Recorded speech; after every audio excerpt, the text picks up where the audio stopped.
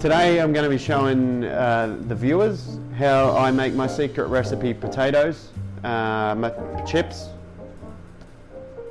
First things first is we get our potatoes and they're washed. You can either take the skin off them, or you can boil them, or you can just have the skin on. Doesn't do anything bad to it, like it's still good. So what I do is I cut it into thirds, long ways. Just try and stack them on top of each other. And do that, that's dangerous if you try and cut all of them together. And you just want to cut them into chunks, like you've seen chips before. You've seen chips, cut them into chips. Not that hard, you don't have to panic about it. Everyone panics when it comes to cooking. Like that. I tell you, that wasn't hard, was it? No stress. And it doesn't, not all the chips have to be the same size. That's the other thing that people start worrying about, is like, oh, they don't look symmetrical, they don't all look the same. But it doesn't matter if your chips aren't the same size. It actually, in my opinion, adds a bit of charm when they're a bit different. Just like real life. If someone's different, doesn't matter, does it? Now the potatoes are all chopped. And what we're going to do is we're going to come over here where I've already got a pot on the boil, and we're going to put these in there. I don't know exactly what it's called, but it's kind of like boiling. Take the lid off and stand back. Because steam is particularly dangerous. Alright? I'm not sure if this is particularly safe, because I never learnt the right or wrong way to do this, but we'll just have a guess. Oh,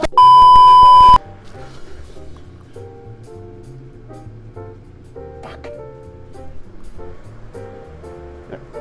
Cut. Hi guys, today I'm making burgers. There's a couple of tricks that I learned about cutting an onion.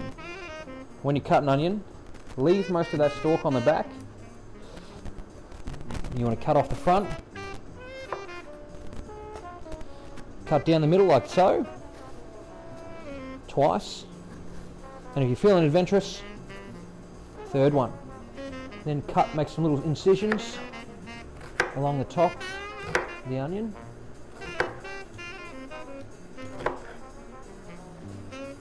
Now my knife handling skills are low, and after we've made those kind of cuts there,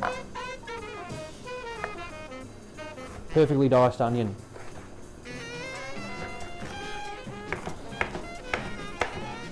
An old saying that they come up with onions is to keep your tears to a minimum is cut them quick or suck a dick. Otherwise you'll be in tear town in no time. So now I'm just going to put that one .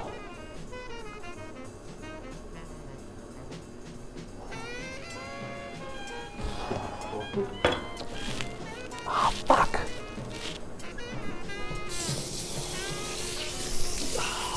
Ah, it's worse!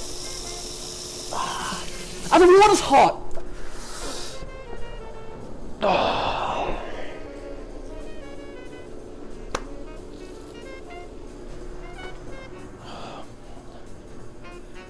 You can check it's boiling. We're going to want to incorporate that with our ground meat with the onion. I'm going to incorporate a few different ingredients into the meat. So a bit of ground paprika, a bit of ground turmeric, and then some chili flakes, cracker pepper, pink Himalayan salt. Now you only need to salt your burgers once. Do it now. And we just want to add one egg. Not 100% sure that's going to be any good. It's got a use by date of March 2017, but it has been frozen. So give that a bit of a check.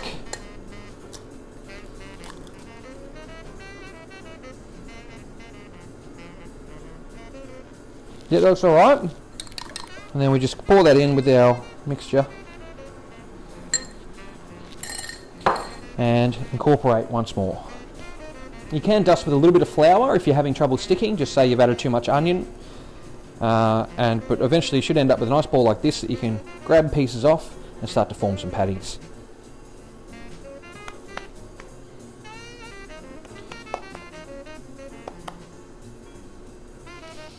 They smell all right. They smell okay. Going to make a couple of decent shaped patties here, get them nice and flat because I do want to shrink up a little bit. Now we're just going to go off our buns here, see what they're going to end up like. So make them just about a centimetre bigger than our buns. We're going to try to get 4 out of this batch.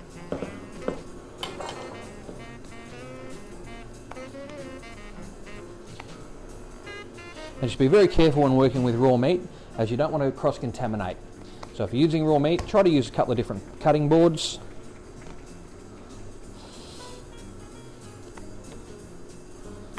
Yeah.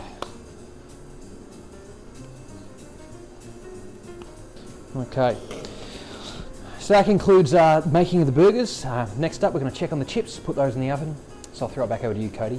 Now it's time to turn off the chips. These are ready because they're soft to the touch. Almost too soft. But that's not to worry. So now what we want to do is grab our pre-prepared oven tray with oven paper on. So now what we're going to do is I'm going to come over here and just gently try and spread them on this tray here. What's happened here is we seem to have made mashed potato by accident, but not to worry. It's okay. Now a lot of people would look at this mess and go, oh boy, what an absolute disaster. Not to worry, as you'll see once these bad boys come out of the oven. Now what I'm going to do is going to apply a thin layer of olive oil to the chips here. You just want to sprinkle. Drizzle it over. Don't want too much because it'll catch fire and burn your house down. Just like that. So that oil's coated nicely now. So what I'm doing is I'm just separating these as best we can. And these looked all mushed up and terrible right now, but not to worry. As I say, these will be lovely golden crisps by the time they come out of the oven. So the next step is the salt.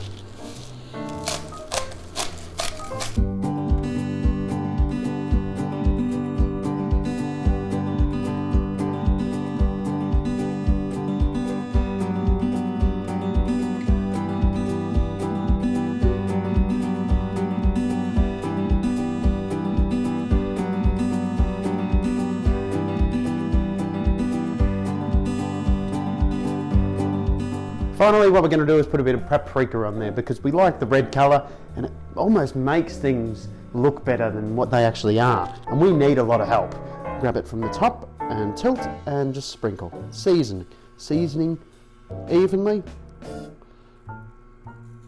And there's nothing better, there's no better match than potato and smoked paprika. Now, this is ready to go into the oven. So I'll see you back when these bad boys come out and Broden will be putting together his burgers.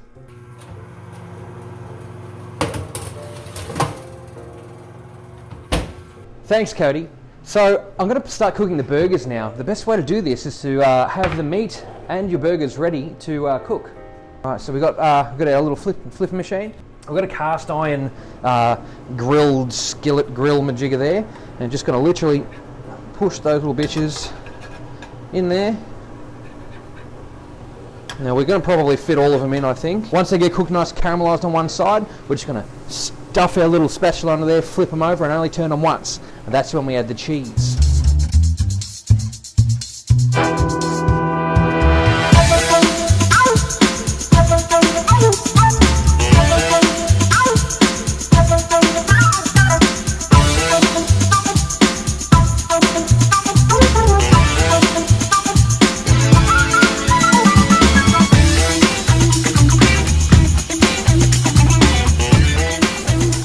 We're able to grab, as in order we put them down, just give them one flip, and you see they're nice and caramelised on that side. And just flip them only once, and we're not going to touch them again until they're ready to go. Now that the flip's been made, it's time to add our cheese to each piece.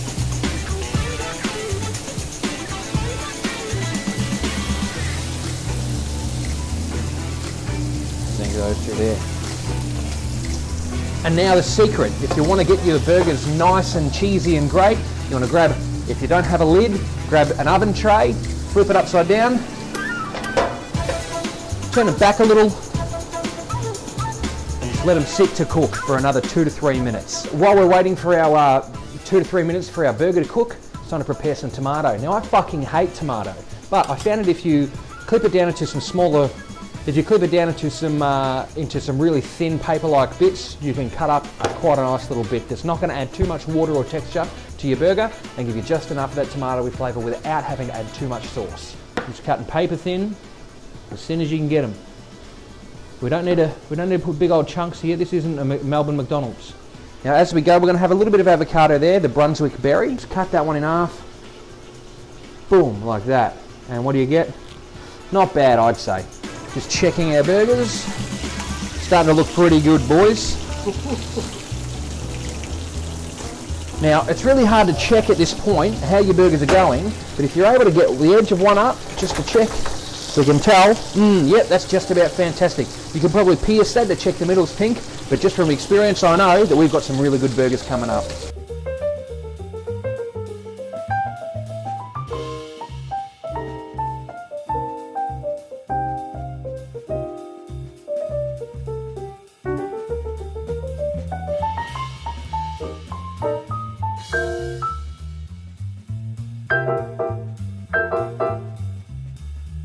Fantastic.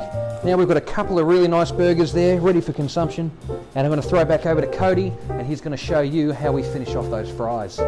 Thanks, Broden. It's good to be back here in the kitchen. Let's see how those fries are going. Come on.